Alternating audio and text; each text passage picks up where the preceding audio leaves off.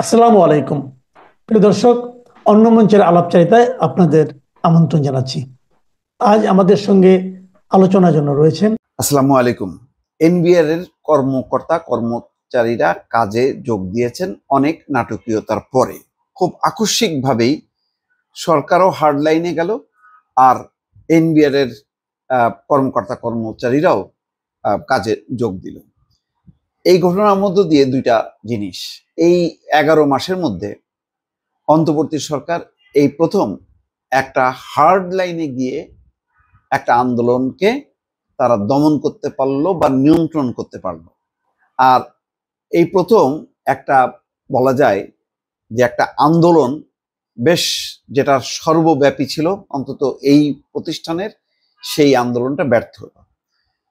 এর মধ্য দিয়ে সরকার একটা কনফিডেন্স ফিরে পাবে যে হার্ড লাইনে অবস্থান নিয়ে কোনো কোনো আন্দোলন ব্যর্থ করা যায় বা নিয়ন্ত্রণ আনা যায়।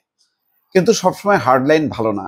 যেহেতু সরকারটা গণতান্ত্রিক, সবার সমর্থিত একটা সরকার, আলাপ আলোচনাটা ভালো, কিন্তু এত বেশি দাবি দেওয়া সমস্ত প্রতিষ্ঠান গত 11 মাসে কত যে দাবি দেওয়া ফেস করতে হয়েছে, কত যে অবরোধ, কত যে শাহবাগে অবস্থান, এর কোনো ইয়াত্তা নেই। এবং সরকার অধিকাংশের ক্ষেত্রে ছাড় দিয়েছে, লাঠিচার্জ করেনি বা শক্ত অবস্থান নেয়নি। বিশেষ করে রাজনৈতিক ক্ষেত্রে তো একেবারেই তাদের পক্ষে সম্ভব না। এই প্রতিষ্ঠানের ব্যাপারে একটা মানে সবার একটা রিজার্ভেশন আছে। এনবিআর এর কর্মকর্তা বা কর্মচারী, বিশেষ করে এই প্রতিষ্ঠানের উপর মানুষের একটা ধারণা যে এদের যারা কর্মী তারা অনেক টাকার মালিক এবং অবৈধ সম্পত্তির মালিক। অনেকে মনে করেন যে তাদের দ্রুত কাজে ফেরার কারণটা হলো এই যে যদি এদের ইনকাম ট্যাক্সের ফাইল নিয়ে টানাটানি করে, সম্পত্তি খোঁজার চেষ্টা করে, তাহলে অনেকেই বিপদে পড়বে, নেতারা বিপদে পড়বে। এবং দুদক যখনই নাকি দেখেন এইটা কিভাবে দমন হলো, যখনই কি সরকার এটা অত্যাবশ্যকীয় সার্ভিস হিসাবে ঘোষণা করলো এবং বলল যে অবিলম্বে কাজে যোগ দিতে, অন্যথায় ব্যবস্থা নেওয়া হবে। পাশাপাশি দুদকও একটা 6 জন কি 5 জনের ব্যাপারে নোটিশ দিল তাদের সম্পত্তি অনুসন্ধানের ব্যাপারে। সাথে সাথে কিন্তু শেষ। ব্যবসায়ীরা বড় ভূমিকা রেখেছে। ব্যবসায়ীরা সবচেয়ে ভিকটিম। তারা রপ্তানিকারক, তারা মাল আমদানি রপ্তানি কোনো কিছু করতে পারছিল না এবং কন্টেইনারের স্তূপ জমছিল চট্টগ্রাম বন্দরে, বেনাপোলে, বিভিন্ন জায়গায়। ফলে ব্যবসা বাণিজ্যে ব্যাপক একটা অচল অবস্থা, রাজস্ব আদায়, রপ্তানি আয়, সব কিছুতেই একটা চরম পরিণতি। মানে এটাই তো হার্ড, সেই মানে একেবারে হৃৎপিণ্ডে আঘাত করার মতন এই আন্দোলন।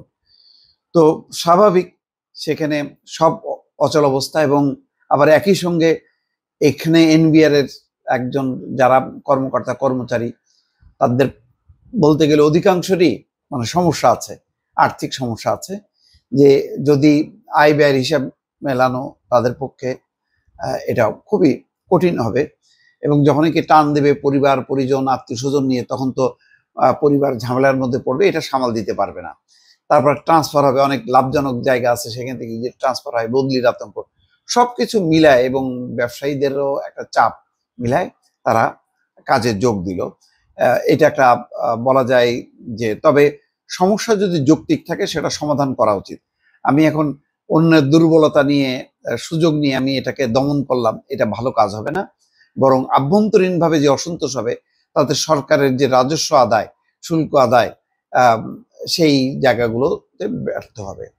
কিন্তু এটাও সত্য, সরকার আবার যখন মনে করবে যে সত্যি সত্যি অযৌক্তিক, প্রশ্রয় দেওয়া উচিত না, এরকমই হার্ড লাইনে তার যাওয়া উচিত।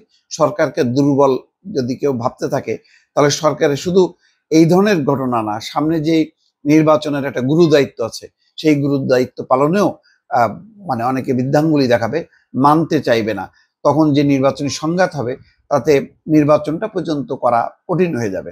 ফলে সব মিলায় আমি মনে হয় যে আপাতত একটা হার্ড লাইনটাও কখনো কখনো দরকার আছে, যেটা এনবিআর এর এই আন্দোলনের ক্ষেত্রে প্রযোজ্য হলো।